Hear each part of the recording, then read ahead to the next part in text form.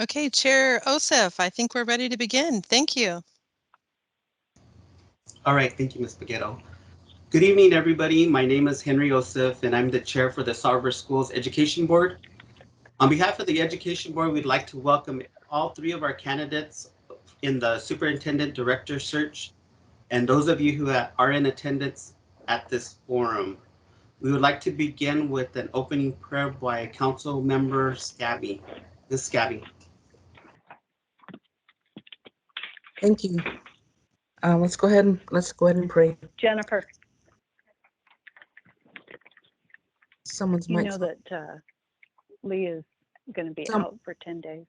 Someone's mic is on. She's not going to be here.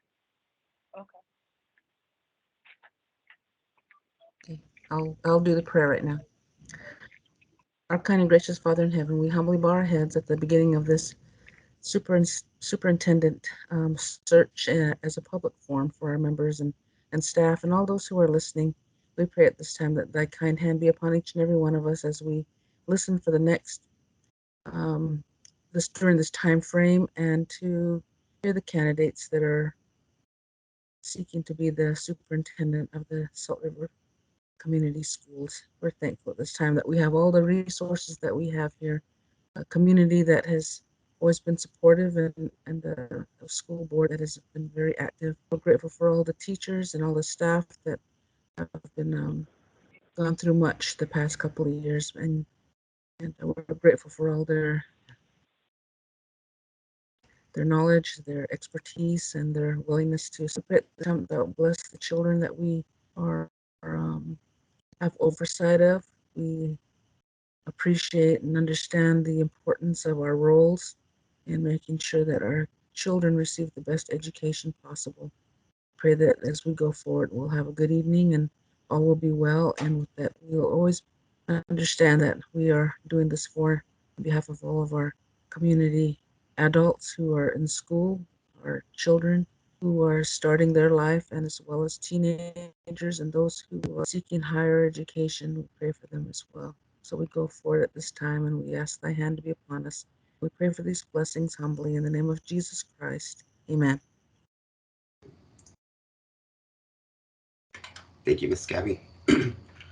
Again, thank you everyone for attending the Superintendent Director of Education Forum. I would just like to remind everybody to please put yourself on mute unless you're being called upon. I would also like to share a few reminders before we begin. Per Article 2 Education Board Policy, public comment is a privilege and not a right. Public comment should not be used for personal attacks on staff, student, education board members, or others. Individual personnel or disciplinary matters are not appropriate public comment subjects and should be referred to the appropriate administrative procedures under these policies. Public comment should be addressed only upon matters relevant to this forum. Please avoid comments on race, color, religion, sex, gender, sexual orientation, disability, or marital status. The chair or presiding personnel will exercise their authority as may be necessary to limit public comments in order to protect due process, privacy rights, preserve order, require relevancy, and to prevent redundancy and/or excessive length of public comment. Please treat all candidates equally and with respect. I would now like to introduce Ms. Jeralynn Beghetto, our HR manager, whom has facilitated us through these hiring practices. Ms. Beghetto, welcome. Good evening. Good evening, and thank you, Chair Osif. Good evening, everyone. As Chair Osif mentioned, I'm Jeralynn Beghetto, the HR manager for Tribal HR, and I too would like to welcome you to the 2022 Superintendent Director of Education Public Forum. Tonight, we invite you to ask questions of our three candidates and provide feedback to the Education Governing Board. Your feedback will inform the Education Board as they make their decision on the next Superintendent Director of Education. I wanted to share a little bit about the recruitment process with you thus far. First, the Education Board screened the applications. Next, they conducted the first round of interviews and narrowed the candidates to three, the three candidates you are seeing tonight. Next, after that, the Education Board performed a second round of interviews that focused on job performance. So candidates were required to create and present 2 presentations and complete a written task, in addition to questions from the Education Board and a stakeholder group. All of this led us to tonight. Later this week, the Education Board will begin their deliberations, and once they choose a final candidate, HR will conduct a thorough background check and verifications of employment. Then in May, the Education Board will make an announcement on their decision. So again, we welcome you, and please provide any questions you have in the chat. In addition, we'll be sharing a survey link throughout the forum where you can provide feedback directly to the Education Board. This forum is also being recorded, so those not in attendance this evening can review it at a later time and provide feedback. Our survey link will be open until Thursday at 4 p.m. And then after that, we will be closing our survey link. So again, welcome. Thank you for being a part of this, and we welcome your questions. And I would like to introduce to you our moderator for this evening, Taté Walker, our Director of Public Relations and Communications. Thank you so much. Thank you everyone for being here today, our candidates, our education board, awesome staff, our great community. This is going to be a great night. So as Jeralynn mentioned, we're recording this, so if everyone could still make sure that their mics are muted and their cameras are off. We will be moderating the comment sections on both our MS Teams and our Facebook, which is streaming live as well, and taking some comments every now and then throughout this process. So we appreciate your participation there. And let's just get started. So we randomly selected who's going first, and then from there, we're switching the order up that way. So everyone will get a chance to go first. We also randomized our questions. We took, between Jeralynn and I, we requested questions from stakeholders and asked them what was important for us to ask that perhaps wouldn't be something we would find on a resume. So we got some really good stuff, and we're hoping to get through as many of those as possible. Every candidate's going to get 3 minutes. And between Jeralynn and I, we're going to try to make that happen as fairly and equitably as possible. So hang on tight. All right, so let's get started. Candidates, I'm going to start with Dr. Doug Cloushie. And our first question is... Oh, and Taté, pardon me for interrupting. Are we beginning with the introductions of each candidate with their brief background? You stole my show. Yeah, that's the first. Oh, I'm so sorry. That's my hardest question of the evening. Tell us about yourself now. All right. Oh, so, okay. Spoiler alert. Already you spoiled. got a preview there, Dr. Cloushie. Oh, not saying. It's all good. Yes. So we're, as a reminder, let's make sure, unless you are asked to speak, your mic is muted. Thank you. And then Jeralynn, if you could go into people and just mute people who aren't supposed to be chatting with us right now. I will do so. Thank you. Yeah. Thank you for your patience. Okay, so here's my surprise question for you, Dr. Cloushie. Okay, so this is your opportunity to provide us with a brief introduction. We do have your bio online, and I'm going to submit that in our comment section so folks can actually link on that. Facebook, I'll also link that for you as well. And then, but give us an idea of who you are. Again, you have 3 minutes.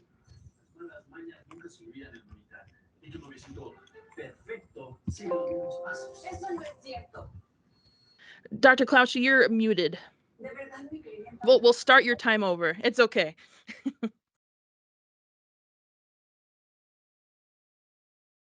You are still muted. Hold on. Maybe let's see what we got here. Okay, there we go. There we go. All right. See, imagine.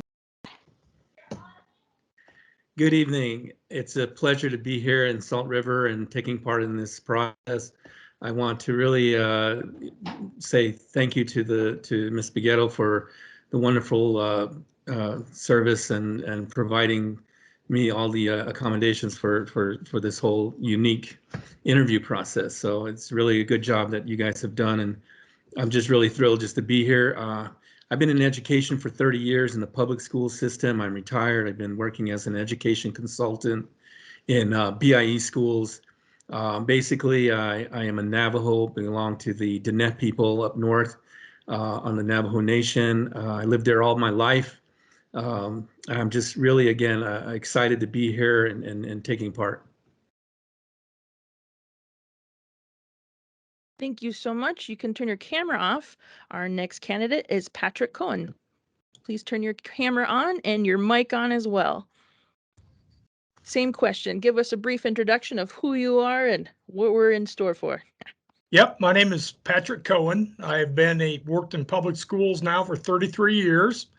I am retiring out of Iowa, and thus I'm looking for my next challenge in life. It's been a great process. I've lived in Iowa my entire life, outside of stints on active duty in the Army, where I was in different places in the United States and also in the world. As far as education, what I believe in, I strive to have a profoundly positive impact on each child's adult quality life brought about by their educational, collective, and individual experiences. So we try to do what's best for kids as a team. And again, I'm very happy to be here, and I appreciate everything that's happened up to this point, and I've already learned a great deal from you. So I look forward to tonight, and let's bring it on. Thank you. Wonderful, Mr. Cohen. Thank you so much. Dr. Corlett, your turn. Tell us who you are. Good evening, everybody. I'm Dr. Vicki Corlett. I'm the current acting superintendent for Salt River Schools, but I have been with Salt River Schools since 2013 as a principal as well as a director of student support services. I have been in Arizona since 2013. I live here with my husband as well as my 3 grown kids who are 19, 24, and 29, and I just have a grandbaby that arrived a month ago. I was previously in Virginia, and a majority of my background is in Virginia as a division administrator, as well as a principal, as well as a teacher. I truly believe in kids and families. That's why I've been so long with this community about supporting kids and families within this community. I believe in having options for students, both academically, as well as socially, emotionally, as well as vocational, higher education, and language and culture. I also believe in supports and services, and that is definitely my passion for kids and families, both within our schools, as well as the surrounding districts in which Salt River kids attend. My other thing is I believe in our staff, a structure for the staff that is about accountability, complemented with motivation for growth and support within our organization. So I am privileged and happy to be here with the 2 other gentlemen. Thank you very much. Wonderful. Thank you all so much for sharing. Mr. Cohen, you're going to be taking this next question first. All the other candidates are going to get an opportunity to answer as well. And as a reminder, these questions are randomly generated, and we're taking questions from the audience in our chats. So Microsoft Teams, you can add a question in our chat, and on Facebook Live, you can also put your question in the chat as well. So this question is, based on your own research and findings about our schools, what areas do you see for improvement, and how would you go about addressing one of those areas? And Mr. Cohen, if you would put your camera on and your mic, I'll repeat that question one more time. Based on your own research and based on your own research and findings about our schools, what areas do you see for improvement, and how would you go about addressing one of those areas? 3 minutes. The number one area that the research I've done is online. The number one area I would address would be high school graduation. And the way I would do that is I would have to look at the structure that you have in place and how can we make sure that the structure is developed in a way that it provides students opportunities to be successful. An example of doing that, I came to Burlington Community School District. They had a very low graduation rate in the state of Iowa. We were able to move from semesters to trimesters, increase the opportunity to take classes by 28%. We went from an average freshman having I believe it was 9 credits, which is 3 behind trend line to graduate on time, to where we had gotten to 14 credits for the freshmen. And we did that by going to a year-round high school with 2 J terms in the summer between before July 4th and then after July 4th. So you could actually begin taking high school classes at the end of your 8th grade year over the summer. And we focused in on freshman academy. We also focused in on transitions classes. And then we made sure that we put structures in place that addressed attendance. As most schools, everything I've read on Salt River, you have great staff. So if the children are there consistently and on time and engaged, they will learn, and then just continue to do those things. The reason Salt River, I've never shied away from a mission, and I'm looking for that next challenge of my life, and I believe that this is it. And we'll let the process take its course and see where we go. The other thing I must say is I have to be on the ground and meet with the people that have been there and know Salt River better than what I can find online. So I will be a good listener. I will pay attention to the staff. I will pay attention to the community. And then we drop that into the growth model that I've talked about in the previous interviews. And we begin developing those plans and implementing and resourcing and then adjusting as we go along. And it's really tailoring the instruction to meet the needs of the children, both on an individual basis and on a collective basis. And 30 seconds. We'll go from there. So in closing, with my last 30 seconds, the number one thing I would want to work on is educational obtainment and getting more kids through high school. And then after high school, they can, of course, go on to college, to work, those type of things. Strive to have a profoundly positive impact on their adult quality of life brought about through the education. Thank you, Mr. Cohen. You're welcome. Dr. Corlett, you are second. Based on your own research and findings about our schools, what areas do you see for improvement, and how would you go about addressing one of those areas?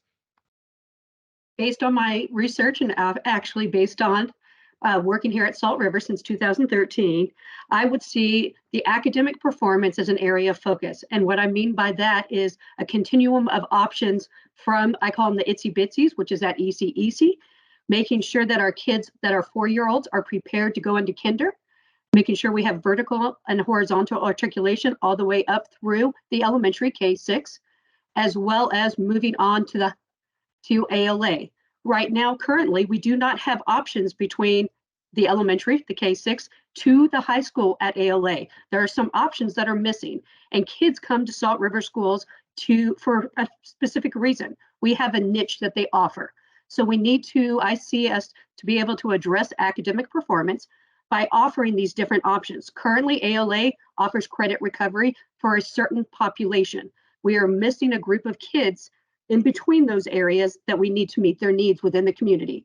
So I would seek community guidance and community input to address those areas of need and offer options within those areas so we can have a continuum of services academically and socially, emotionally from the bottom to the top. And this would increase our graduation rate as well as our academic performance, because kids have to socially, emotionally be ready to learn before they can engage in the academic performance. And we have seen that over the past couple of years. I want to close at this time by saying, obviously this takes time and we have to add in components. I would do that by setting up a monitoring process as well as bringing groups together to collaborate in order to address those areas of need. Because over the past several years, obviously we've had gaps that have occurred with kids not being in school, us being virtual. This allows us the time to address those gaps through interventions and other models that we could put in place. Thank you. Thank you, Dr. Corlett. Dr. Klauschi, would you like me to repeat the question? No, I'm fine. Great, thank you. Yeah, obviously there would be more investigating into Salt River if selected, but right now I would have to start by saying that I draw my response from my experience as associate superintendent, high school principal, teacher in the classroom. being Indigenous myself and realizing that we are the lowest performing subgroup across the nation, there's a real urgency, a real need to really support students in their pursuits to that academic success. Equity, open access, and really through a large community of partnerships with parents, family, home, school, community, and so forth. So my area of focus would be the instructional quality. All the time through the research and studies, it shows that the number one impact, the number one factor in student improving their learning is the interaction in the classroom. Now, and that's not to put the onus on the teacher and the pressure, but it's to create the supportive conditions to really build an effective instructional program. What does that look like in Salt River? Well, that would look like for schools that serve Indigenous students is to look at their cultural strength as an asset, not so much as a deficit. One of the greatest factors in why Indigenous students are the lowest performing subgroup across the nation is because of bias by the educators in the school.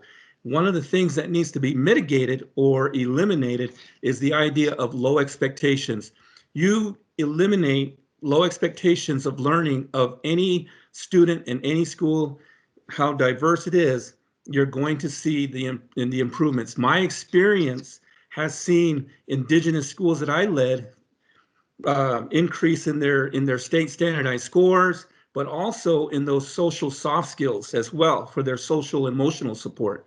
So one of the things that I would try to do is to look at supporting teacher quality and leadership support.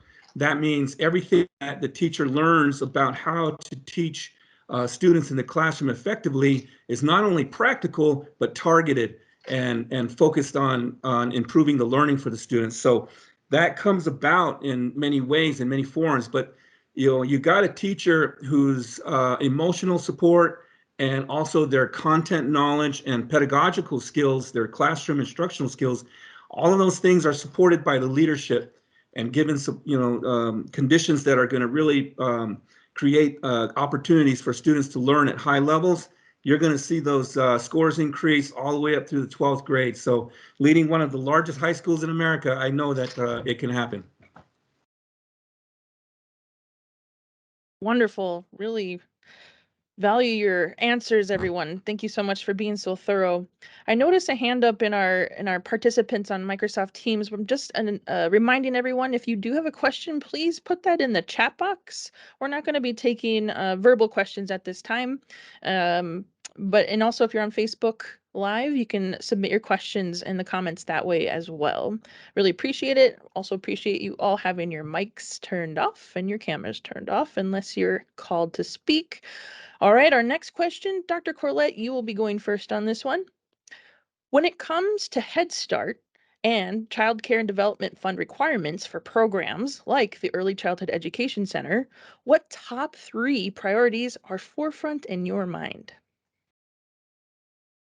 So based on your question, the top priorities are for me is to make sure that we offer at ECEC, whether it's Head Start or Early Head Start, options for families. Currently, we have a wait list at ECEC, and we need to be able to take kids off the wait list in order to get them in classrooms, number one. Number two, we also need to offer support to the staff to provide those services. And then number three, we also need to make sure that we are preparing the kids as they move up to the elementary level. So we need to make sure we look at our teachers' goal data, which explains our 4-year-olds where they're achieving at based on their developmental levels, which allows us to address needs at that level before they hit kindergarten, so kids are prepared. And since we've been in COVID the last couple of years, this is an area that we need to focus on, especially with intervention, so we can address some of those gaps because kids have not been in school because we have spent a lot of time virtually. So we need to work with our staff as well as our kids and families to expose them, number one, to the curriculum, as well as let them develop as children, at the same time growing them so when they're prepared for that kindergarten, 5-year-old kindergarten level. We would use our funding currently right now at ECEC. We're looking at doing some renovations to add classrooms as well as support staff to them This would allow us to offer more services to kids and families in the younger ages, because we have to start at the bottom. And we also have Child Find as well, that supports early intervention for our staff, for our students that are 0 to 5. So if we do see some areas of concern, we do have some wraparound supports that can address those needs early on before they move on to the elementary. But the focus of that money, Head Start, as well as early Head Start, as well as the CCDF funding, that could focus on those areas. So we can help develop kids at a younger age and have a strong foundation as they move through our system. Thank you.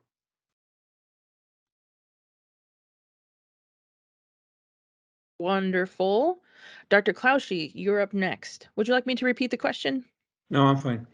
Again, drawing from my experience leading the 5 elementary schools that had 5 ECE programs in there, we didn't start with 5. We started off with 3. So it's about really targeting and focusing on the priorities. Research shows that if you start these 3-year-olds, even younger, to really concentrate on content knowledge like literacy, it's really going to start at 3rd grade, the comprehension, where you're not going to see the gaps growing all the way through 12th grade. So hitting the literacy and math and academics early is really huge. But you have to remember, the second thing is just really to balance the academic with the social development. I know that ECE uses essential standards that measure both academic and social development. And K-readiness, kindergarten readiness, is always going to be the goal. I think that kindergarten teachers expect preschool students to be ready for not only the academic, but also the social readiness that they're going to be expecting in the classrooms. And the last thing I really think is always going to be a need in the ECE program is teacher support, whether it's professional learning, but more importantly, trying to provide that learning capacity for ECE teachers to really understand how to use the data when it comes to measuring social and academic measures, as well as giving them support for the management of the students, because this is really where the rubber hits the road, and it starts for these young kids to really begin their career in academics. So teachers at that level need all the support they can get. Tommy, come on. Got quiet. I like it now. Awesome. Great answer. Thank you. And Mr. Cohen, would you like me to repeat the question for you? Nope, I'm good. Okay. When it comes right down to it, I opened a early childhood center here in Burlington, and we're in collaboration with Head Start and then also the school system. And what we're really look at is, with the early childhood, is the creative curriculum. And of course, it is the beginning of the curricular strands with the school. We also need to make sure that we're reaching out to parents of newborns, and we work with them on reading to the child, enriching their lives, giving them opportunities in their home. Here in Burlington, it's a very impoverished area, and we help start home libraries. During events, we're always handing out books, to the children in bundles. Let them take them home and start building their own personal library, not only for literature, but also for the aesthetic value of the books as well. Of course, the social emotional behavior of the kid is very important, because the teacher's effectiveness is degraded if they're constantly battling behaviors and those type of things. So we have to help the parents learn to begin teaching their children early that this is how you behave at school, and it's a privilege to be there. We're excited, those type of things. And then, of course, community involvement. The books that we give away are funded through the community, those type of supports. And then, as was mentioned earlier by my colleagues, is the professional development for the teachers. We need to make sure we give them the tools, the processes, and the supports that they need to be successful in their endeavors with the little people. And again, the very beginning of their formal curricular strands begin in the early childhood centers. And it's important that we get them moving in the right direction in all content areas, and in an enriching and exciting way that then sets them up for the successes that my predecessors spoke about as far as curricular strands, and then moving into those academic areas, behavior, and those type of things. So I do have experience setting that up and those type of things, and I look forward to the opportunity, if I get it, to continue my work. Thank you. Excellent. Well done. We have some fabulous questions in our comments, and I'm going to go to Jessica's comment, which is very important here. And it says, there are many current resources, both financially and programmatically, available to education, Salt River Schools. How would you develop a strategic, long-term plan that utilizes current resources and identifies unmet needs in a holistic approach? And I have Dr. Klauschy going first on this one. And the question is typed in the chat, but I can repeat that if you need me to. I'm okay. Very good question. I believe that, my experience, again, working on the Navajo Nation with 7 schools, one of the largest districts up there serving the Navajo students, is really, it's about strategic planning. It's about prioritizing. It's about goal setting. It's about really asking the community and the school to come together and find out what are those things that we want to accomplish in 2, 3, 4, 5 years. And so financially, I've always been in the practice of using data to guide my decision making, as well as collaboration, getting input from the community. And that's one of the disconnects I've always felt, is that in Indigenous communities, the school is very disconnected with the families and the homes. And so by doing like a comprehensive needs analysis would not be wasted effort to identify and really focus in on those areas of need that we can develop strategies together holistically, so to speak, in the community and in the schools. So that's really going to take a lot of planning. And I think that using all the resources for that, as well as the building on the strengths that Salt River already has established in their programs, being very articulate about creating the opportunities off the strengths, and then really targeting the weaknesses, and really bringing everybody together to share that understanding of why we're doing these things in correcting or improving, or heading down a direction of improvement or reinforcement in terms of sustainability. Thank you.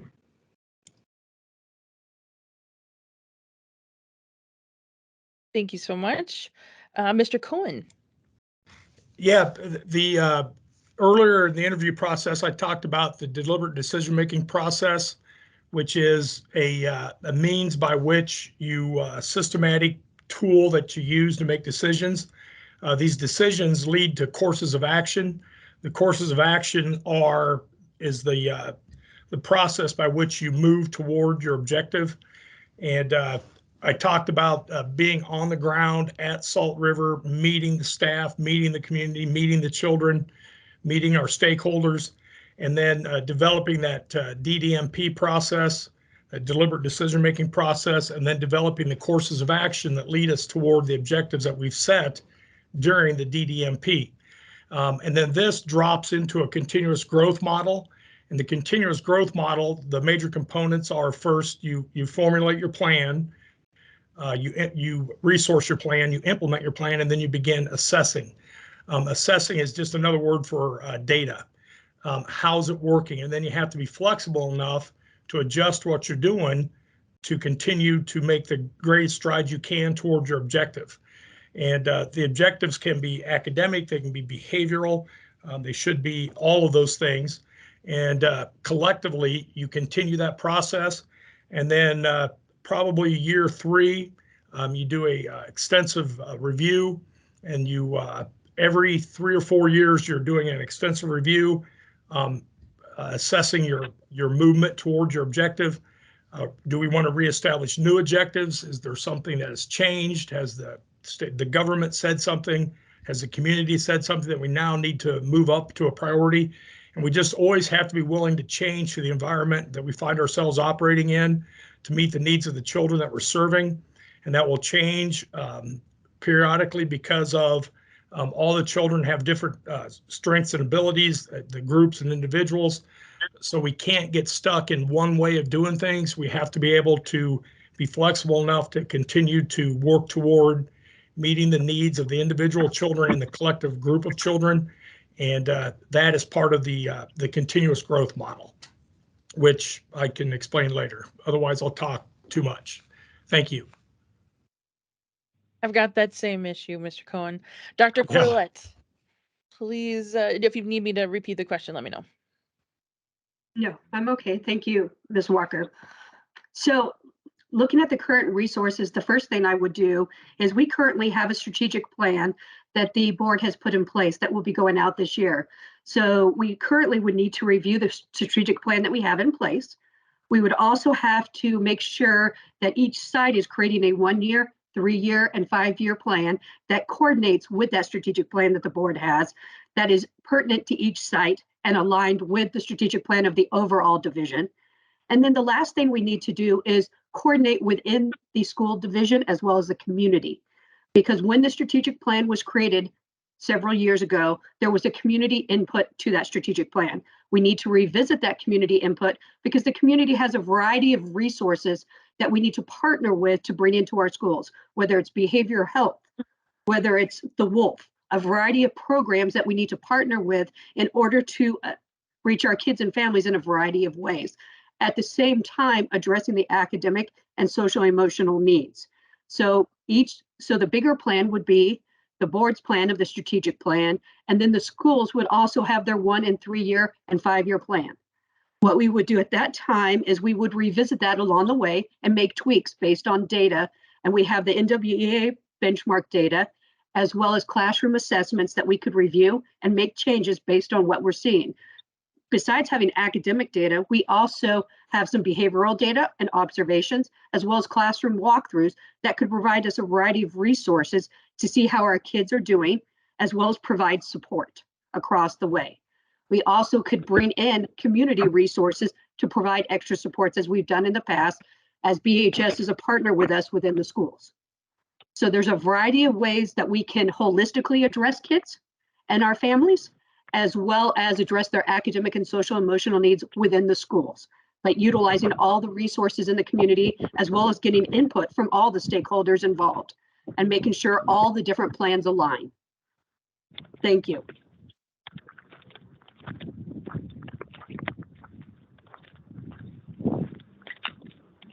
Okay, here's a tough one. Why don't we talk about Bruno? Hey, just kidding. But this is a softball question. Tell us about one of your favorite books. And if you can't choose, tell us about something you've read or listened to recently and how you might apply its themes to your role as superintendent director of education. And as a reminder, please put your mic on mute. Let's see. Okay, I did it. Okay, so Mr. Cohen, you are going first for this extremely tough question. Okay, I'm ready. This is, you can kind of see it. I wrote that book for my children when I was overseas in Afghanistan, and I sent it through an Arbagan system back to a school in Iowa. And the art teacher illustrated the book with the students. And then for Christmas morning, my children woke up. I was gone, and they received a book from Dad. And the book is a story about a watchdog named Rufus. And it goes through, and there's antagonists, protagonists, those type of things. But the messages in the book are more about when you have an issue, see the issue, develop a plan to resolve the issue, and then work through the issue and the implementation. And then it's also about staying the course and not becoming lackadaisical isn't the word that I'm looking for, complacent, and how you have to stay the course and put in the work. That's the book that I wrote for my kids. And there's a lot to it. I read it to classes often. We go through it. I also share it with adults and go through it. So that's probably the one that I like the best. Of course, I'm biased in that area. The other book that I just read most recently was conflict and the Constitution and conflict. And we looked at Roe versus Wade, you know, and some of those type of things, and just how often in life the right answer is right for some people, but not for others. And you just have to be flexible and be able to be open to counterintuitive, but stay focused on how do we become better at what we do. I always tell people the ethos of public service is to advance humanity. And as long as we're working toward advancing humanity, then we're doing what we need, the work that we need to do. And that is a broad statement. I know that, but it has to be a broad statement because it covers everything for us, it covers everything from birth and at Salt River all the way up through higher ed. So that's kind of the book answer there. And other than that, I guess I've probably talked too much, but I do use literature a lot, and there's a lot to be learned when you can actually drill down and help the kids make concrete inferences and apply it to their own lives, and then become better people through the use of literature in instruction on multiple levels. So it is powerful, and it does work from beginning individuals being read to all the way up to older adults continuing to be lifelong learners. Thank you. Thank you. Dr. Corlett, you're up next. Great. So the book that I would share, and I don't have a great picture, but I will share with you the title, I Wish My Teacher Knew. This is a children's book that talks about the social and emotional learning of kids and how to build awareness within the classroom so teachers are aware of what kids are going through and how kids can communicate with their teachers about how they're feeling. And it's okay to show your emotions. It's okay to feel, and it's okay to be safe. And so this book makes kids, or kind of takes kids through a journey on how it's okay to share their feelings, how it's okay to express how you feel, and shows them how to learn how to do it and when to do it. And it's kind of a partnership between a kid and a teacher going through this process. And I think it ties great to our trauma-informed education that we've been putting in place over the last 3 years. It also supports that feeling inside of how we've transitioned to building awareness for kids in the classroom to feel safe, to share with their teachers how they feel, because we have been through some tough times. The other book that I have recently looked at is called Good to Great. I call it a good old school book because definitely I'm a little old school at times. And the Good to Great is really about how do we grow our own? How do we grow our current staff and help them grow into whatever their next phase is, whether it's a leader, whether it's adding on a behavior coach and becoming a behavior coach? How do we grow our current staff to be the best that they can be? And how do we motivate them and believe in them to be the best they can be? And so I have looked at that because, as you know, times have been tough lately over the last several years, us moving through COVID. I think it's important for us to learn ways to motivate our staff in order for them to feel appreciated, number one, and also grow their talents, because we can always grow. I, as well as you, are all growing. And so we can learn every day because we're human. And so this just allows us to be the best version of ourselves. And so that's what I hope for everybody. And that's why I look at ways to bring strategies in, whether it's wellness and self-care, or whether it's creating motivation within ourselves to grow in the areas that we can support our kids in academically, because we want the best for them. So this book also pushes reflection, because reflection is important and feedback is important. So when we get reflection on how we're offering it, then we can make changes and move forward. Thank you. And Dr. Klauschie. So the book I've read and I've used as when I was superintendent, and even now as an educational consultant, coaching principals, also developing strategic plans with board members. One of the things we usually initiate is book studies. Eric Jensen wrote a book called Teaching with Poverty in Mind, and really offers the classroom teacher strategies about students who are in cycles of intergenerational poverty, such as the indigenous students. So these strategies are very helpful for the classroom teacher. But more importantly, he talks about brain research in his book to help the educator understand where these students are coming from, the complexities, the difficulty of reaching them. Not easy for students to open up, no matter how old they are, whether they're young or old. They need loving and caring adults. Very authentic relationships need to be built.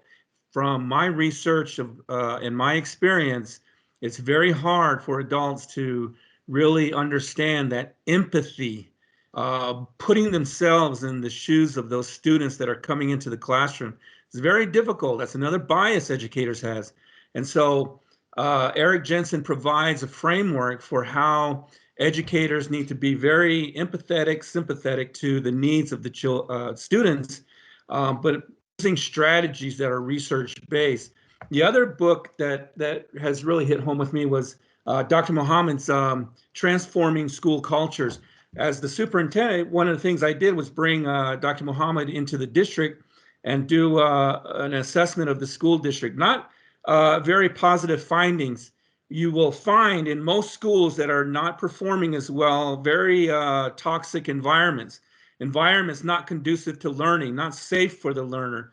So one of the things that needs to be built, just like fertile soil, any program, any change you want to come bring in that's so dynamic, so wonderful, you need fertile ground. That means school culture needs to be built where they're accepting of the new learning, teachers are not resistant, and that things will be able to really change with these reforms. Thank you.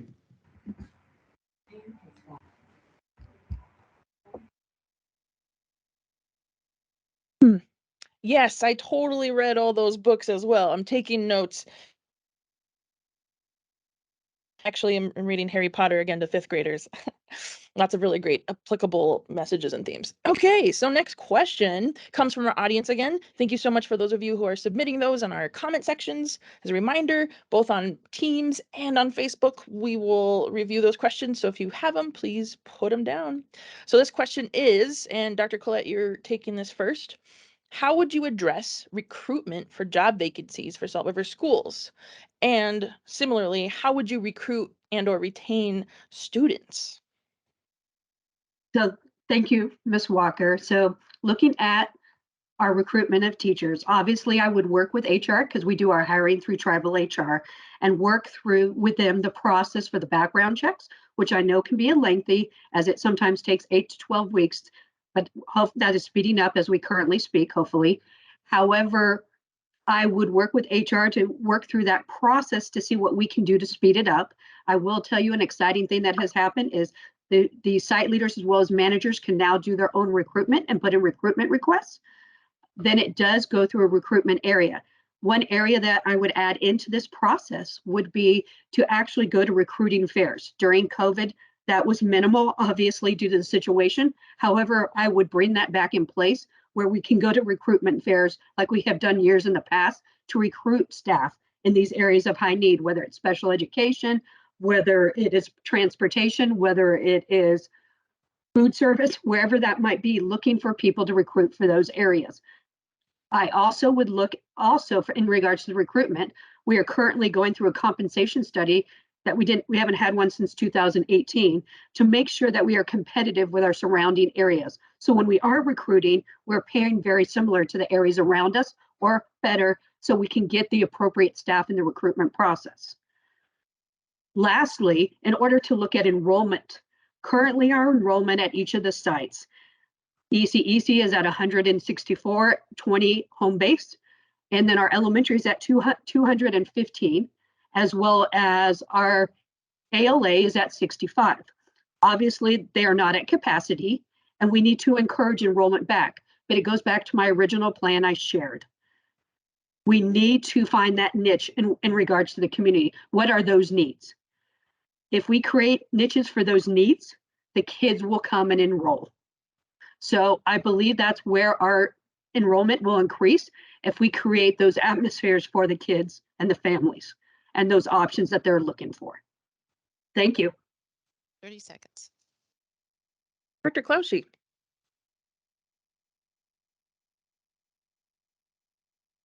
Okay, so I was very fortunate to really have an opportunity to go to Washington, D.C. and speak to officials there about my local district on the Navajo Nation's efforts and successes at creating a very effective retention and recruitment program for teachers. We got high vacancies. We got 242 staff teacher positions we have to fill every, that we have at the schools. But usually there was about a 20 to 15 turnover rate. That reduced down to 10%, 15%. So one of the I'll tell you right now that the idea is to have a plan, teacher fairs, all the opportunities possible. But I'm gonna tell you something, grow your own. We have 2 tribal colleges up there, and we tapped into the location geographically and worked with universities to create a 4-year program to get teachers certified up there. Why wait for people in colleges across the nation or in other states or even universities here in Arizona to grow ours? We grow our own. But obviously, yes, explore all opportunities possible. But I'll tell you the other thing that teachers want. From the literature and research, it shows that teachers leave the profession due to one reason. That's because they don't have the support systems. They're not seeing accomplishments in their student learning. When you get teachers who are not being supported in developing their instructional practices, that's the time when they start to think about whether they made the right decision or not. So they need to experience those successes, those accomplishments, whether it's growth or achievement. The second thing is the packages. My district had the 5th best package in Arizona, salary-wise and so on. And so if it's a priority, you find a way. You find a way with the resources. And finally, opportunities for advancement. We were in a great situation where we had a teacher leadership program where they could grow into administration, academic coaches, and so on. So providing that professional growth opportunity is very important. Student enrollment, again, it goes back to building that base, that foundation with the community, making Salt River the school of choice. Putting in rigor and relevance, putting in all the instructional quality that the parents are looking for in a school, you'll get the student enrollment. 30 seconds.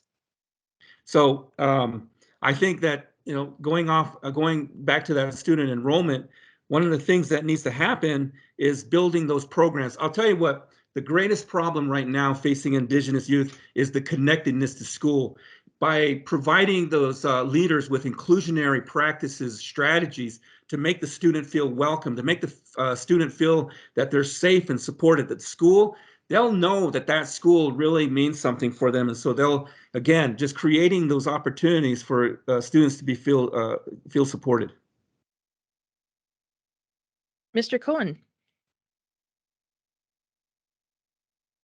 Okay, when I came to Burlington, they had lost as many as 200 kids a year to open enrollment out in Iowa.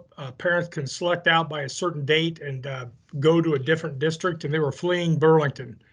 Over my 8 years as the superintendent at Burlington, we've gone from losing students to this year was the first year of positive enrollment, and we accomplished that by telling our own story. We don't allow other people to tell our story for us. We make sure we use our human relations person to PR person to tell our story in a very, very positive way. So I have been successful with that. And then with the students, you have to let them know that they're valued. On my growth model, I have at the bottom, whatever you are, be a good one. And that's one of my favorite President Lincoln quotes. Because we need to value every child, whether the child is going to graduate from high school and go directly to work, or they're going to go into a 1-year program, a 2-year program, a 4-year degree, and on to graduate school. We need to have a system in place that gives all children value, purpose, and direction. That's very important. As far as recruiting teachers, we also do the job fairs and all the things that everybody else is doing.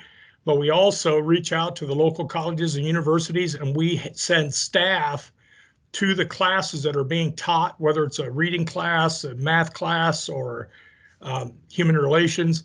And we have people from our school, our teacher leaders, our HR director, our curriculum director, volunteer to come into the colleges, and they all pass out their cards and they help teach the course for the college instructors. And then that right away, they can put they know that this school system is doing these things, and they've already met us before the job fair. So when we do go to the job fair, we've already made connections and handed stuff out. The other thing I had down was like my colleague said, we grow our own. I spoke with Iowa Wesleyan University, and right away their president ponied up a full ride scholarship for a minority student. And we did it in a way that that student could come back to our school and do their practicum, do their student teaching, and stay connected to us. That way they were much more likely to return to Burlington and teach, and they were able to reflect our population in our 30 staff. seconds. 30 seconds. So those are about it. Growing your own, you have to have value. And then, of course, for the teachers, you have to have a decent pay. And then also you have to have a good benefits package and make sure that you respect them in those ways. And a big one is health insurance. You know, what can we do for them in the health insurance area? And I'm unfamiliar with what you do. So again, I'd have to be on the ground and figure out where you're at before we would make any changes through that DDMP process I spoke of earlier. Thank you. Next question has Dr. Klauschi going first. Tell me how you will support those who work behind the scenes. For example, transportation, security, food service, and even our public works partners who do a lot of our custodial maintenance and grounds work. I believe that the classified staff, the support staff, are the backbone of any school system. And again, it all goes back to support, building relationships, those trusting relationships that, you know, they're gonna depend on leadership and supervision, as well as accountability, but more so support. I think it's important that they're affirmed and recognized frequently. I tell you, I had one of the best custodial crew in my high school when I was a principal, and it's all about recognizing the work that they're doing, you know, effectively and well as providing them the equipment, the training, and again the affirmation that, you know, that they're doing, you know, their job very well. But along with that also comes the responsibility, the collective responsibility, because they're an extension of the instructional staff. It's important to make them feel part of the school. Again, it's about community, classified, certified, professional, you know, support, whatever you want to call it. They're all one staff with a collective responsibility to educate students, to do whatever they can in their roles so that they feel important. Again, you know, how people work in a community, they need to feel valued and appreciated. And so these people, the support staff, it's really important to get them involved, participating, engaged, part of the decision making on leadership teams, key staff teams, always making sure that you know, that goal driven and so forth. So I always believe that the classified staff in all the areas do have a specialized role and need those specialized supports, evaluations, learning, you know, professional development, and so on, training. And so again, it's prioritizing organizational capacity in terms of effectiveness, and it's really important that they understand that they're in their role, they're still part of the school community and helping us achieve the overall goals. Thank you. Thank you. Mr. Cohen, you're next. Same question. Would you like Yep. it repeated? Nope, I'm good. Okay. Rosie Ross. I know that doesn't mean anything to the people listening. Rosie was my elementary. She served the hot lunch. And every day Rosie would say, "Here comes one of the Cohen boys. Come here, let me give you a hug." As much as I acted like I didn't, I loved Rosie Ross. I loved her hug every day. Rosie had a profound impact on me as a child. The bus drivers. I rode a bus. I was an Iowa farm kid. I spent an hour on the bus one way twice a day. The first person I saw was that bus driver. The last person I saw was that bus driver. The relationship there. In school, nobody in my school looked like my dad or my grandfather, except the janitor, Bud Trout. And Mr. Trout could speak to me in a way, and I would listen to where I may tune out the principal when I was in his office for being such a great kid. And but I would listen to Bud Trout. All of these people play a critical role in making sure that we're doing everything we can within our collective ability to make sure that child's having a day where they learn something and that they're engaged. And they all are there because they care deeply about children and they want to do the best they can for the kid. Somebody earlier was talking about values. We talk about providing quality core instruction, nurture a culture of mutual respect and learning, actively pursue and value collaboration, relentlessly working toward efficient and effective operations. All of those core values include everybody. It's not just the classroom teachers. It's just not the administration. It's everybody. And this collective buy-in to organizational values is definitely important. And again, the first person that saw me every day was the bus driver, and the last person that saw me was the bus driver. Patrick, how was your day? And he cared, and I knew it, and I cared back. And children generally, when they sense that you care about them, they will care back. Some of them struggle with it, but you can help them, and it takes everybody. And I look forward to, I've never worked anywhere where the support staff isn't phenomenal and they care deeply about children. Thank you. Thank you. Dr. Corlett. Yes, I'm going to echo a little bit of what the two previously shared. The support staff is the heart and soul of Salt River Schools. And we have seen that over the last several years, whether it's food service passing out lunches through a drive-through during COVID, or whether it was transportation delivering those during COVID, whether it's security working throughout the hours when we were at home working virtually, they were keeping the building safe. So they are our support. They are our backbone that make us operate. And in order to support them appropriately, it's meeting with each of those staff to make sure what their needs are, find out what they are, and help them to achieve that. And if that means providing them guidance or support, or actually getting down in the weeds with them to do the work. And I have to say, over the last several weeks, we've struggled with some recruitment of positions, or people have been out for a variety of reasons. And the division came together as a team to help serve food because the food service staff was down. And so even some of the principals at some of the sites serve food, as well as ed admin and a variety of other positions. It also, ed admin stepped up to drive some of the shuttles when needed. I think it's a team effort. It's about supporting each other. It's about creating a community effort to support our kids and families all around. While I think that is currently in place, I think there is extra pieces that can be added to it to provide support for all these background support areas. But we all have supported each other as we move through these times. As in regards to public works and the custodial maintenance and grounds, it's about working through that partnership.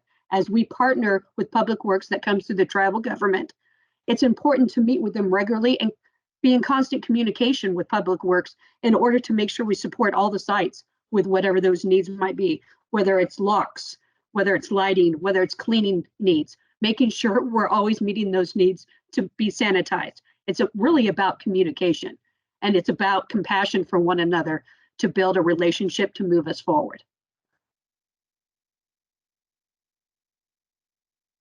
Excellent. Thank you to all the candidates for your answers so far. Thank you everyone who's watching with us on Microsoft Teams and on Facebook. which we're streaming live. Again, if you have questions, please put those in the comment section on both Teams and on Facebook. And as a reminder, we're recording, so if you miss something, we will have it posted to our website. That same link that's on the top of the comment section now, we'll have the recording from tonight's meeting posted on the website. I also want to say too that we have a survey that we'd like folks to take at the end of this forum. I'm going to put the survey link in now, so if someone has to leave early, they'll have access to that. But so let's keep moving right along. So the first question goes to Mr. Cohen here. Salt River High School closed at the end of 2020, at the end of this 2020 school year, I'm sorry. Do you have a plan or vision of how to open a high school in the future?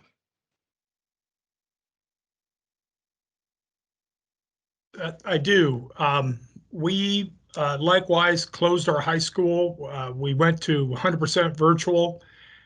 We know that virtual learning, the negative effects of that were compounded in our community because of the demographics and the economic challenges that our community faces.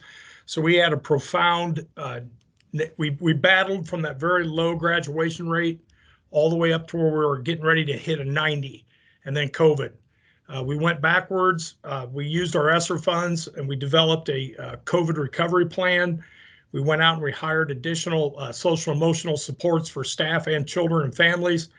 We also opened an online academy, which we then regionally allows people to attend virtual if that's what they so choose. And what we've done is we've driven down the size of our classes in our primary grades. And we've also brought in the other supports I mentioned before. And through this application of these supports, we are outpacing most of the state of Iowa in our COVID recovery test scores. And it's not by accident. It's very much a deliberate, well thought out plan on how we brought in additional resources to meet the instructional needs of the children, the social emotional needs of the children and the staff, and then spent our ESSER money that way. I would have to be on the ground there because I'd have to hear from the people that are actually engaged in the mission. And then what is it? And back to that DDMP process, what is it that we need to do and how do we need to do it? And how can we use the resources that we have to generate the best COVID recovery plan? So I have reopened schools. One of the problems we had, the children had gone home. Some of them went back to homes where they didn't receive expectations from their parents that would have bring them back to where they could re-engage in the learning process at the same level they could. So what we did is we broadened out our curricular span, and we dropped back and retaught some of the stuff that they should have received earlier, and just to get them caught back up. And again, we did that by going with smaller class sizes and then readjusting on our curricular spiral to make sure that we weren't having gaps, and then filling in those gaps and then bringing them back up to where they needed to be. And again, look at your system and your process that you have set up, and how do you bring more opportunity to children. And you know, again, here the trimesters work very well, and then also seconds. adjusting time. 30 seconds. 30 seconds. And then we adjusted the back to what were the key instructional objectives at the previous grade level, and make sure that we closed all those gaps before we expected them to act like a freshman when they hadn't been in school since halfway through 7th grade, and adjusted accordingly, and then just battling our way back, put in the work. Thank you. Dr. Corlett, you're next. Thank you, Ms. Walker. So the first thing I would do is currently we need to understand why the high school closed originally. We need to be able to share that information. Not only we have done some assessment and looking at why the high school closed and why it was shut down due to academic performance. We need to understand what was working, what was not working, and what issues were in place. We also need to share that. We have shared that at the board. But we're also going to be sharing that information with the community coming up here shortly at the council, at the tribal council meeting. Then the next step would be to look at our different funding options based on the type of school we want to create, because we do have some options. That funding could be BIE funding. That funding could be charter funding. We need to look at what the best fit is. Currently, the elementary is funded with BIE funding, and currently ALA is funded through a charter. So then we would have to assess the application process and put those in place to whether it's add grade levels or whether it's open up an additional school, and assess how ALA as a credit recovery school fits within that model, and create a school based on the needs of the community. So open up a forum to get input from the community about what those needs are. An example of that could be a CTE school where we're looking at some vocational training within a alternative high school. I would encourage us to look at an alternative model because it is graded on a different rubric from the traditional rubric, which is within the ADE. And that is a rubric that would be successful for our kids, not alternative in the negative sense, alternative as we could provide a variety of options for kids. We can meet the social emotional needs as well as vocational needs, as well as academic needs all at the same time by offering a small setting that is productive for kids on what they're actually looking for. This would be based on the needs. So many years back, the community looked at automotive and a variety of other things. So this would allow us to partner with some of those areas within the division to bring traditional skills back to some of our students, as well as also to the academic needs at the same time for whether they want to look at higher education in a variety of different ways. But we would have to start with our community first. And we also have to assess where we're at with the high school closing. So thank you very much. And that would take at least a 2-year process for that to take place. Thank you. 30 seconds. Dr. Clouchy. So my plan, I guess, would be to really, again, you got a K-6 program, and to really complement it, you really need that 9-12. So I realize that it's important to have, I guess I'm going to say, closure in this whole span, this whole continuum of education. We need to bring back basketball. Really, it's about providing the opportunity, and I think that going to whether it's ADE, BIE, charter, or whatever. I think that if the community has students who need 9-12 grades education, and you present a well put together plan, you're going to probably have a 90% chance of getting that application approved. Again, it's for the needs of the students, advocating strongly, courageously for these students. I've faced school closures in an alternative school, visits by the state and so on, and just being very proactive in understanding how the system and accountability works.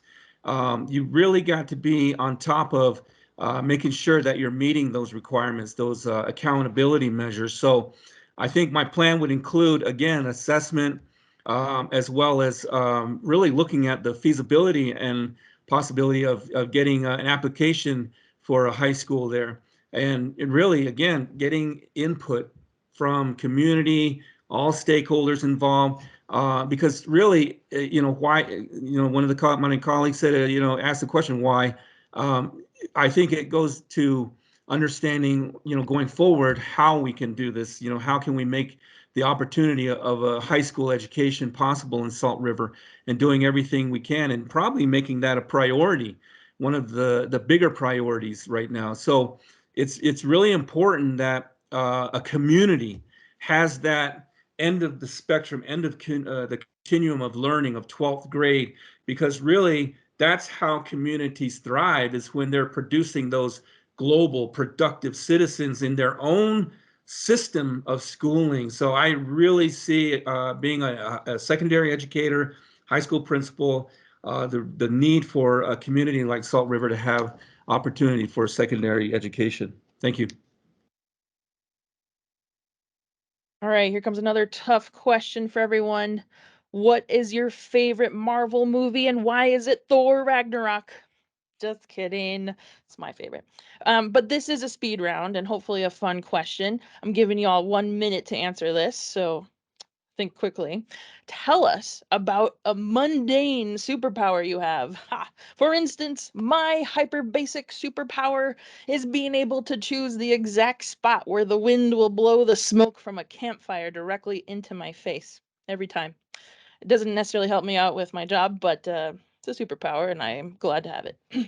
So I have Dr. Corlett going first on this fun question. Again, quick question, so lightning round for 1 minute.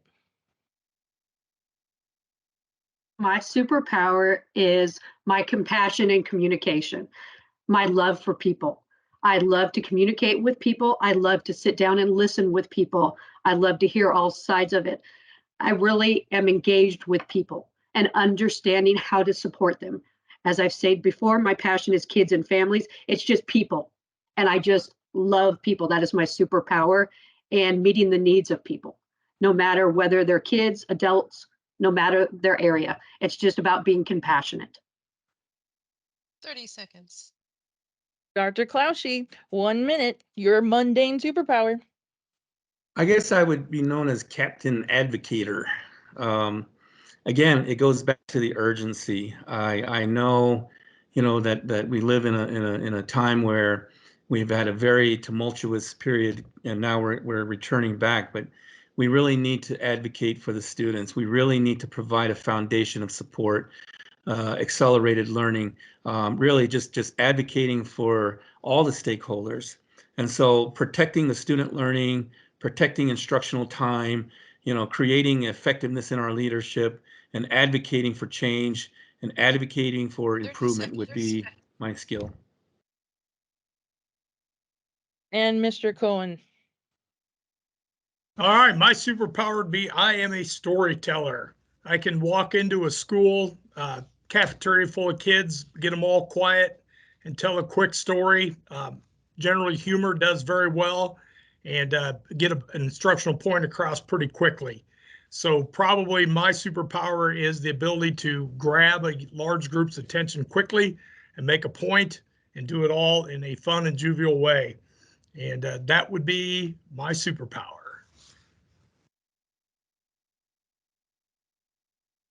All right, so Dr. Cloushy, you're up first for this question. What is your experience with trauma-informed education, and how might you utilize that experience at Salt River Schools? Again, being raised in a very isolated apartheid schools that are so isolated in my day, growing up with my grandmother and my mother attending boarding schools, and that whole experience, there's a whole concept that needs to be understood and reckoned with when we're talking about educating these Native American students. It's the historical trauma, okay, the trauma that they're having with intergenerational poverty, the idea of empathy, the idea of love and caring, and putting that all together into a package where we are going to hold high standards for you still. We may love you and care for you, but you still have an expectation, and we're going to hold you up to it. So I think it's, again, going back to the book Eric Jensen, when you really understand and put yourselves in the shoes of these students who are, witnessing these social issues day to day, and then they come to school where they have to feel safe and supported. These learning environments need to be set up so that it's very supportive of their academics, but also their social and emotional needs. It's very difficult and challenging to set goals when you're telling students to, we need you at a proficiency rate in reading or math at these high levels, and they come to a school where they don't feel connected, they don't feel like nobody cares for them. And so, based upon, what they see every day, what they feel every day, what they're going through, and we really need to, again, it goes back to that fertile ground. You put and you instill those social emotional tenets of self-awareness, emotional control, emotional intelligence into, even kids as young as ECE. You can place that, plant that fertile ground in them so that the learning process is well supported, and really it becomes a very a pathway for success for all students of diversity, all students, ESS, EL, and so on. So every student has lived their own experiences. And so you got to look at the diversity side of this, but still at the same time, balance it with the inclusionary environment that the students so need in these schools. Thank you. Mr. Cohen. Okay, trauma-informed care. We sent our director of grant writing to trauma-informed care training. She brought it back to the district. We started with the staff, taught all the staff, the before and after school program staff, and then all of our support staff on trauma-informed care. You know, so 100%, and then stay in the course and continue to watch for the indicators of trauma and then address them quickly. Maslow's hierarchy of needs is very evident. You can't learn if these distractors are in the way. One of the earlier interviews, I talked about building on the strengths and mitigating the distractions and the things that get in the way, the trauma. My colleague earlier led into something that I believe in.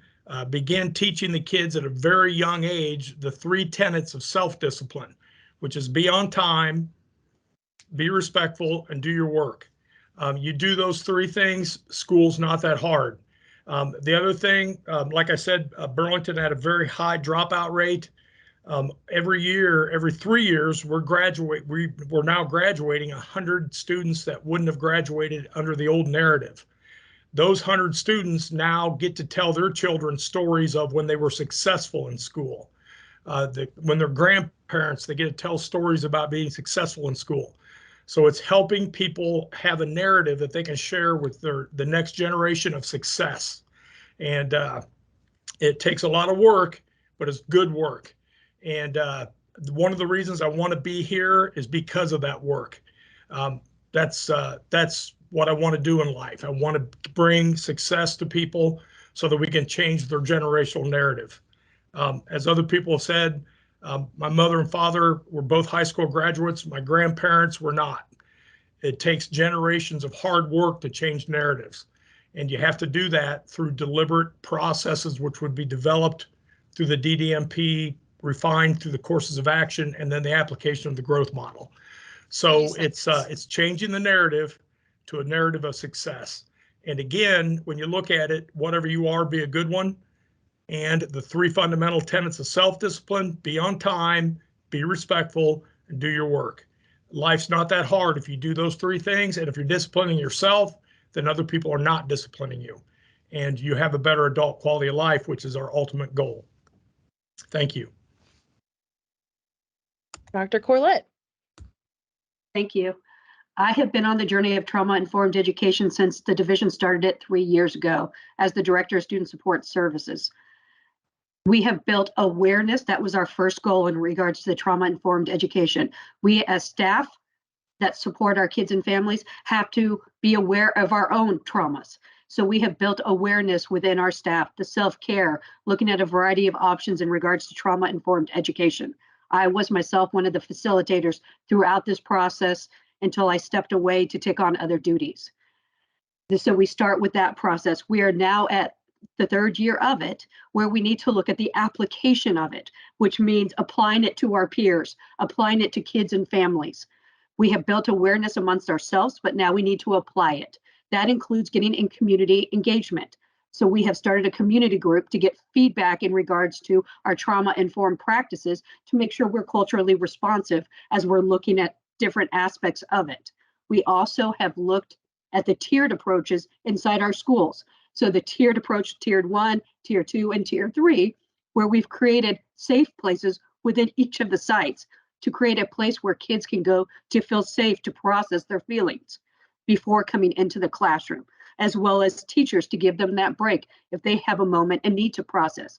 We've called it at our elementary a reset room, not in the negative sense, but it's a place for a student to go to reset themselves before they head back to the classroom whether that's with kinesthetic, whether that's using their hands, whether that's art, but using a different tool to redirect them and understand why they're thinking the way they're thinking. And it's okay to show emotion, as I mentioned earlier. It's okay to feel, but how to process it and teach them those processes.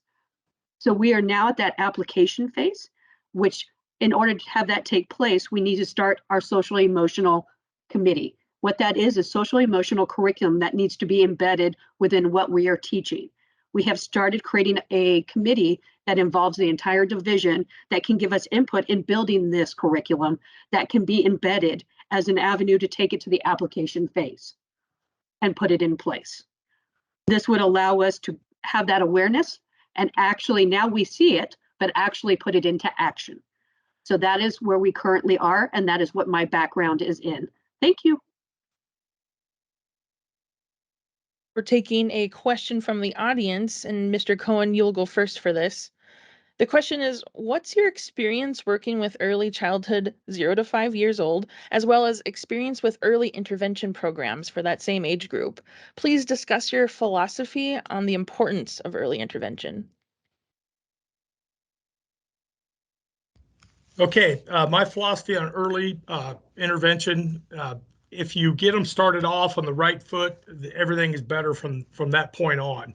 Now, I say that acknowledging fully that middle school, those tweener years can be rough, but if you have that strong foundation, you can work on that.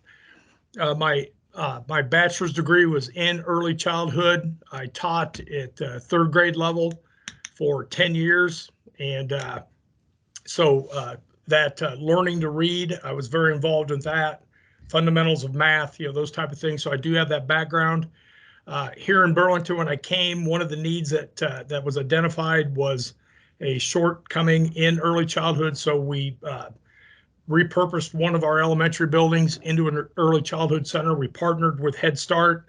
So we have the federal funding on one side, we have the state funding on the other.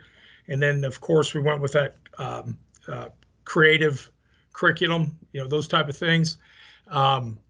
So that's kind of my background on that. My philosophy is get the child started off early. You have to bring the families in as partners. You have to bring community stakeholders in as partners, and just make sure that you're doing everything you can so that the child has a firm curricular experience on which to build as they progress their way through our system, because it's much easier to stay on that curricular strand than not. An example, I always told the high school kids, hey, you see me, stop me, any child, let me know what's going on, I'll help you. A young man stopped and said, hey, Mr. Cohen, I'm really struggling with algebra. I pulled up my iPad, looked at it. I said, well, your problem with algebra is you're not in class. I talked to him about being there, got some things out of the way that were with transportation and then some of the chaos that was happening in his life.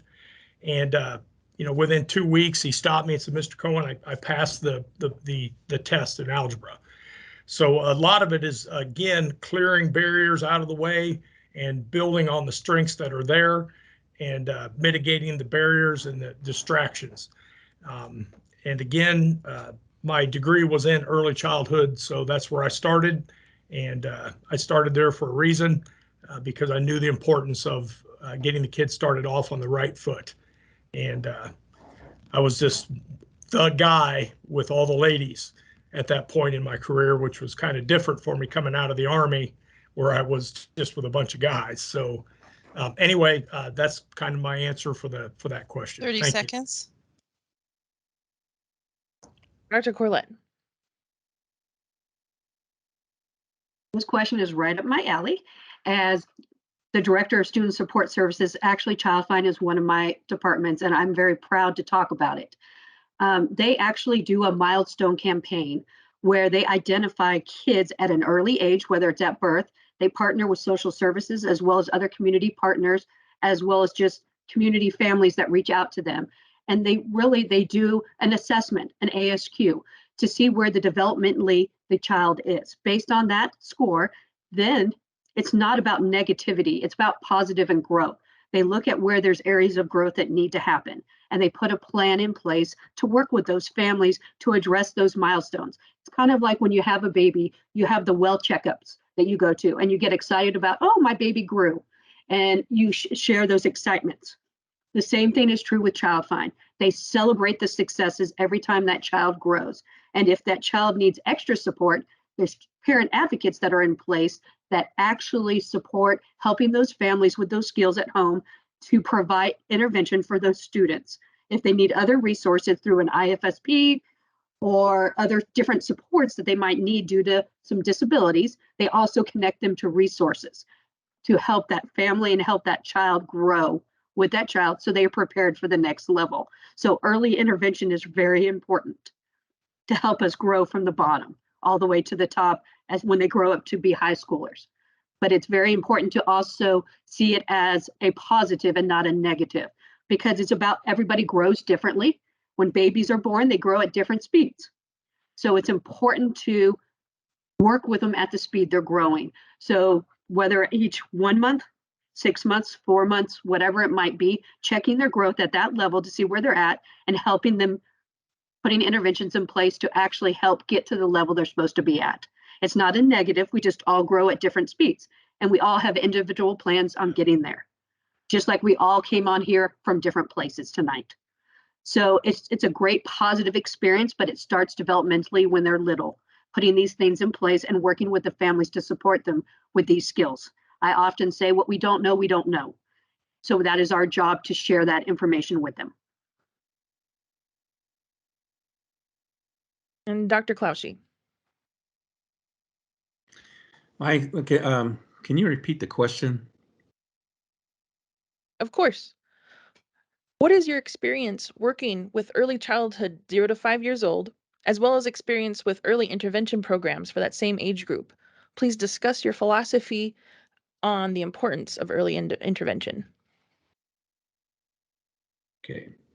My experience basically really revolves around when I became associate superintendent, you know, really participating in those professional development opportunities with the pre-K teachers, the ECE teachers, and really getting a base of knowledge for that, for what happens in the curricular area, as well as the assessment. They use the platform called Gold, and I really felt that was a really a good program where they offered learning for teachers. And so that's how I gained my knowledge about ECE. I've worked with the Tribal Head Start. I worked with Child Find. I worked with, all contexts of state and federal in terms of, the funding for it. And like I said, we grew our pre-K programs. We felt that it was a priority to start 3 and 4 year olds off, really getting to the idea that the younger we can get them in, the better, and creating a system of support for parents and families at the homes. And just really, like my colleague said, getting a jump start on the learning process. And so that's my experience. In terms of intervention, again, it goes back to the balance of social and academic. My thing is literacy. I believe that literacy is going to be the must for any student group.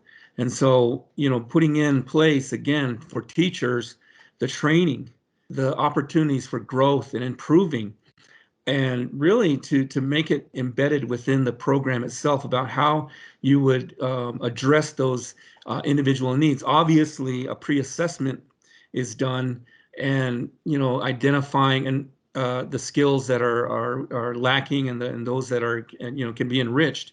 And so building a personable individual learning plan is always a key for any student, any grade level. And so when you do that, you begin to put the student on a trajectory towards meeting their academic goals. And by teachers understanding those learning gaps, they begin to identify and addressing them early on, they can help correct that trajectory to keep them K ready. But going back to the, how that's used, again, it's just about supporting the students in this whole schooling process. Thank you. We're going to do another question from the audience. How would you measure, I apologize, Dr. Collette, you're going first for this question. So the question is, how would you measure student success and academic achievement? Also, how would you measure progress after implementing new programs, ideas, planning, etc.? So I would measure academic student success in a variety of ways. It is data, why it's one piece of it. So looking at benchmark data, which is our NWA, our classroom assessments, which is also a piece. That is all one data point. We need to look at a variety of data points, not only that piece, but as well as observations, as well as student surveys, because I think student input is important, as well as parent surveys, as well as staff surveys. All those are important pieces in looking at a student's success. It's not just about one piece of data. So I think it's important to look at both quantitative as well as qualitative data to see those pieces when we're looking at academic achievement, because not one of those pieces makes the whole approach of the child. How would I measure it after implementing a plan? I think it's important to put monitoring tools in place to monitor our programs and ideas. That includes putting in checkpoints along the way so we can make changes. That would, once I mentioned earlier tonight, creating a 1 year, 3 year, and 5 year plan. I think you have to monitor that 1 year plan throughout that entire year to make tweaks based on data, because sometimes we try things and they don't work. So we need to be able to revamp and be flexible enough to adjust them to change our instruction to meet those needs of those kids. And it might not just be instruction, it might be supports and services, but we have to look at making those changes. Once we make those changes, then we have to keep moving forward. We can't just stop. So we have to be fluid in our process and allow for feedback along the way to make those changes. We should not keep doing something if it is not working. So we have to keep moving forward and address those needs. I would do that, as I mentioned earlier, by monitoring all those different pieces of data along the way, but there has to be a tool in place that is division-wide to measure those items, to make sure that we're making progress along the way and not look at the very end when our state assessments come out and it's a grade level and it comes out with a grade and we wonder how we got there. We have to monitor it along the way and have checkpoints to ensure that we're achieving that. But it has to be a variety of checkpoints. And everybody has to understand what we're looking at and what we're measuring too. And that includes all stakeholders. And I also think it's our ability and our job to share with the community as well as our staff where we're at and why we're getting where we're getting or what changes had to be made.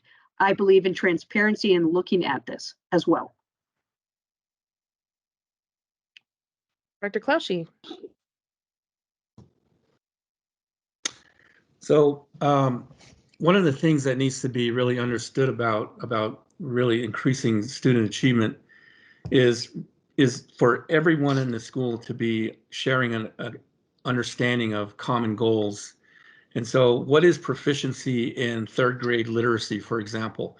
And so talking about standards-based and looking at, you know, how do we consider proficiency for a third grader or fourth grader or so on in math or reading, and having these common goals allows us to have a target. So triangulation of data, and I want to say data should not be looked at as condemning or threatening. Data is information. So the more information you have about a student profile, about the learning and the progress and ultimately his readiness for the next grade level, you have the ability to build a personable individual plan for learning. And so triangulation would involve the course, obviously, now that I'm familiar with Galileo, Pearson, Power School, and now more recently NEWA. And I think NEWA is the most wonderful platform. Not only does it offer growth through a rich, but it offers a lot of information for the student. And so not only the summative, but here's the thing. The most powerful assessment out there right now is the formative assessments that teachers create week to week, day to day, within a moment in the classroom. That is the most powerful information that a teacher can access and give to parents or principals or themselves to really give shed light on the instructional effectiveness. When you talk about effectiveness, you're talking about efficiency and time.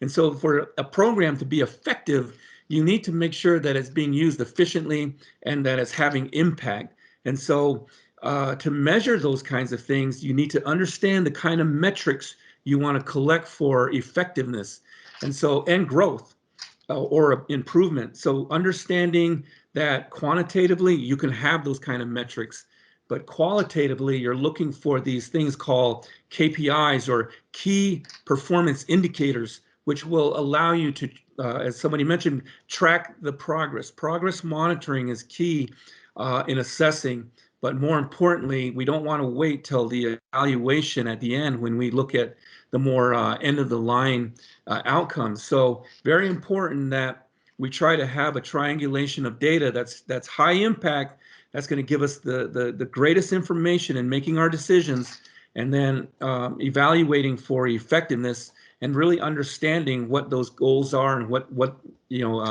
indicators of effectiveness and success are. Thank you. And Mr. Cohen. Okay, I'm looking across at my growth model, and it talks about planning, implementation, evaluation, assessment, and then educational adaptation. That pretty much sums up what both my colleagues said previous to me. Again, raised in Iowa on a farm, we raised pigs. My dad used to say, my brothers and I would say, we don't make the pig fat by weighing it, we make the pig fat by feeding it. We don't make the kids smarter necessarily by weighing them all the time. We make them smarter by teaching them all the time. And that takes me back to the earlier question, and then just differentiation, using the data, knowing where you're at, and then continue to feed the child what they need so that they can make the educational gains that we want. And then the other thing we need to remember is in education, our job is to teach children, but ultimately our job is to raise great adults. And we need to remember that even though a child may struggle in school, school's a small part of their life. When you think about, and I go back to your man in the maze, it's about a lifespan. And how do we have that profoundly positive impact on their lifespan? And that isn't by making them feel less than or not as valued because they're struggling. It's about continuing to feed them and give them opportunities to grow, knowing where they're at, so that we are delivering the appropriate instruction to continue that growth, and being aware of that we want to raise great adults. On the growth model, I talk about raising, here at Burlington with the Greyhounds, raising Greyhounds. What is it you want for your own children? You should want that for all children, and you should work tirelessly to get that for all children. And keeping in mind that sometimes looking at just test scores, those type of things, and too much of the data, you can get into a situation to where certain children in a certain class, and there's the children that people probably think, oh my gosh, I hope I don't get Billy or Julie because they're going to drive my scores down. But if we can stay focused on, we're raising Billy and Julie to be great adults, and we value you regardless of where you fall into the educational attainment pyramid and the employment pyramid, which is prevalent in all communities, and help them to have self-worth and value and continue to get the most you can out of them, but maintain that value and that respect, and let them know that they are critical to everything that we do, and that we're going to do what we can, and that they will care back. Like I mentioned earlier in this process, when they know that we care, they will care back. It's just a matter of doing the best that we can with the time that we have, because a day is only 24 hours long, and you just continuously do your best. And I know for the teachers listening that may sound not threatening, but less than understanding. But when you really drill down into it, it is the ultimate of understanding the challenges that you have in your classroom. All right. Thank you. Sorry. For this next question, I have Dr. Clouchy going first. How will you ensure O'odham and Piipaash languages and cultures are integral components within our schools and programs? So looking at it through process stages of process, I think it's really important, again, to create that common understanding of what does the community and families want to see in terms of language and culture incorporated into not only the curriculum and teaching, but also within the school climate and culture. And what does the school look at in terms of that looking like as well? And we both need to both sides needs to understand that, again, it's a cultural strength. To have competence about someone's culture really means to understand who they are, to be able to use that and draw on it as a strength to support the overall academic performance in school, to be able to draw strength from it, to cope, to be resilient, to survive, to navigate through racial bias and discrimination and so on. Really, it's harnessing that individual empowerment that tends to be seen in a lot of vision statements. So I think it's important that through the stages, you begin to see involvement. You begin to see it at a more, I call it symbolism. And we see that now. I can see that Salt River has opportunities for learning language as well as incorporating it into the curriculum. And we move on to the second stage, which is more of an immersion language, learning the language fluently for communication purposes. And then finally to the stage where, again, I talked about that, where it becomes to a point where the students really begin to understand the history behind the community, behind the people's, the plights and so on. And so they begin to utilize that as a strength that they can draw on to be successful in navigating out there and getting towards that life success. So going through these stages, however, can be very challenging, but also the leadership. And I'll tell you, one of the things that's really big now is the culturally responsive leadership viewpoint, and that's creating those inclusionary policies and practices so that people can be, the community can be more involved in the school through that way. Bringing in elders from the community was something we did in my former district to tell stories to, second and third graders in the district. That's just an 30 example. seconds. So I feel that when you really connect the community and families, purpose in language and culture embodied in the school and the school's purpose, it really becomes interdependent thoughts behind where we want to go with it and how far we can take it. And when you got that, you're harnessing a lot of power, especially when it comes to the indigenous culture and language. Thank you. Mr. Cohen. Sorry about that. You caught me asleep at the switch. And much like my colleague just stated, it has to be embedded in the curriculum. It has to be across the spectrum. Because if you don't, again, there's only so much time in a day, and you have to make sure you're allocating the time needed to fulfill this obligation. Again, changing the narrative, letting them know there's a great deal of pride in their history and their culture. You really can't know where you're going until you know where you've been. And I mean that in a generational sense. And again, there's been a lot of talk about implicit bias and those type of things. My experiences here with our 27% African American population and the generational poverty and the challenges that face that. Again, the children have to know that you care and value them, and then that is reciprocated. We mentioned inclusion. You have to include this across the curriculum embedded. And then my experience with this, a lot of churches in a town where I was a teacher and a principal, a large Laotian population, and they face the same concern that the children are becoming Americanized too quickly, and they're forgetting where they'd come from and their history. And a lot of that was language, and a lot of that had to be modeled. And I myself learned some of it.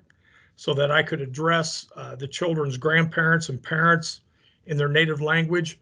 I was never to the point of being proficient enough to carry on extended conversation, but I had to show that it was important to me to be able to be immersed in that language as well and be able to communicate using that language and showing respect and importance to where they came from, so then we could help them understand where they were going much better and stay connected to who they are and where they came from. Very important. Thank you.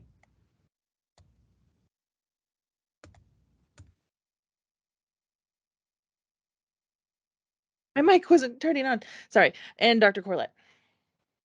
So I'm going to echo some of the same things that my colleagues shared as well, but it starts with awareness. So my first thing would be to we have a cultural director, meeting with the cultural director and look at where our plan is. Make sure we have a 1 year or 2 year, as well as a 3-year plan for whatever our different phases at.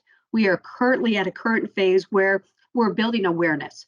We're sharing basic words, we're sharing basic information, but it's creating awareness to start with.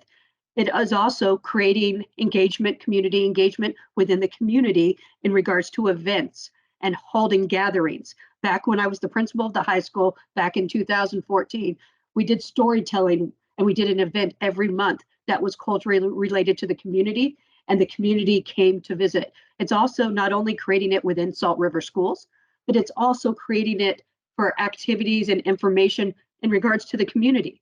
So the community not only comes to our events, not just because they attend our schools, because they want to be part of our programming. And so it starts at the basic with building awareness, which we're currently at. And then it takes it to the next phase where the immersion, where we're actually applying it and using it. And we do have some different classes, and then taking it to the final level at the high school if we wanted to actually have where a kid could get credit for their native language, just like it would be Spanish as well as French. While that is down the line, that's an ultimate goal, we have to start with awareness and build up to it. But I also, like the others have shared, it means about commitment. It means about understanding as a school division, we have to embrace it. When every employee, when they sign up to be part of Salt River Schools, they sign an agreement that they value what the community is about. They value the language of the community, and they're willing to learn it, and they're willing to understand it. While I said, as one of my colleagues said, they're not proficient at it, I'm not proficient at it, but I'm learning it. And I think it's about our willingness and genuineness to learn it and understand the different cultural aspects. And then as we move along, support that within our schools, as well as the community itself. I want to say thank you to our candidates for their fantastic and thorough answers. We're going to end with a lightning 1-minute round for each candidate to give their last closing thoughts, and then we'll have Jeralynn come back on and tell us about next steps and remind us about that survey, which I'll post the link for again in the comments. Thank everyone for being here. So we're going to start with Mr. Cohen. If you could give us your 1-minute closing thoughts here. Well, I was feverishly writing and hoping I was being called last, but I wasn't. Closing thoughts. First of all, thank you. I have learned a great deal from listening to my colleagues. I'm excited at the opportunity. I feel that,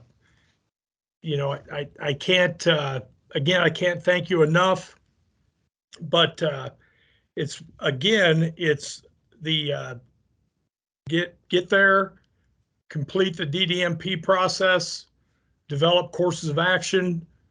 That the courses of action are the objectives that the community and the staff and people feel are important. And then we start moving toward that. We drop it into a growth model.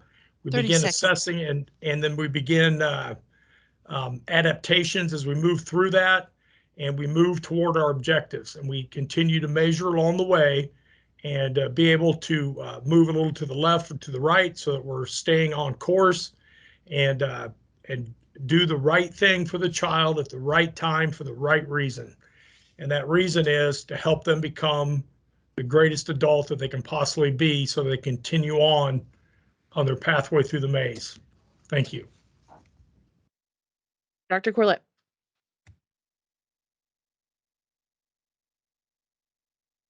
Number one, I want to thank the community as well as the staff for this opportunity to be here with you guys tonight. I also want to share, I am blessed to be part of this organization since 2013, and my loyalty to this organization and my consistency with supporting this organization is from the utmost heart, and my compassion for what I do. And to me, at the end of the day, it's about kids and families. We need to put plans in place to move us forward, but we also as an organization need to reboot. And we've been through a trying time over the last several years, so we need to have empathy for our staff as well as our kids and our families and understand where we've been, but not use that as an excuse to move forward. So my goal is for us to reboot, move forward with accountability as well as communication to address our needs for academic growth. Thank you and have a great evening.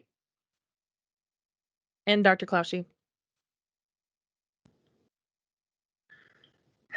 Well, I since being retired and really all the experiences I've had, I want to just really back that up with my resume. Just really quickly, 7 schools in the last district I worked in, 5 schools were D schools, 2 schools were F, and in 3 years' time, 4 C schools, 2 B schools, and 1 D school.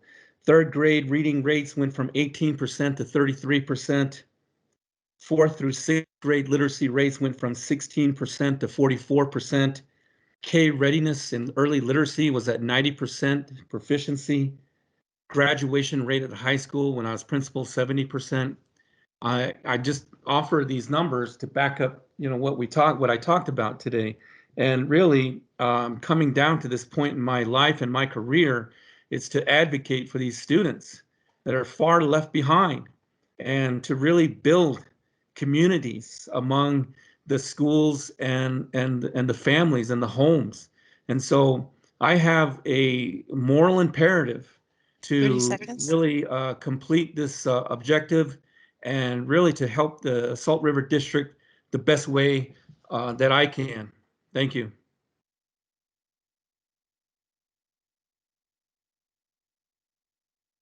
Thank you. And on behalf of all of Salt River Schools, we'd like to thank all of our candidates and the Education Board for sponsoring this event. We really appreciate it. As far as next steps in the process, the Education Board will begin their deliberations later this week, and then they will be making their final decision in May. Once a final candidate is chosen, HR will conduct a thorough background check and verification of employment, and announcements will be made in May as to the final outcome. So thank you again for joining us. We hope that you will all fill out the survey in the chat box, and that will also be on our website. We would love to hear your feedback and your input on the candidates this evening. And for anyone that missed this, please spread the news that this will be posted on our website, and the link will be open until Thursday at 4 o'clock. Thank you so very much and have a wonderful evening. Be safe and take care.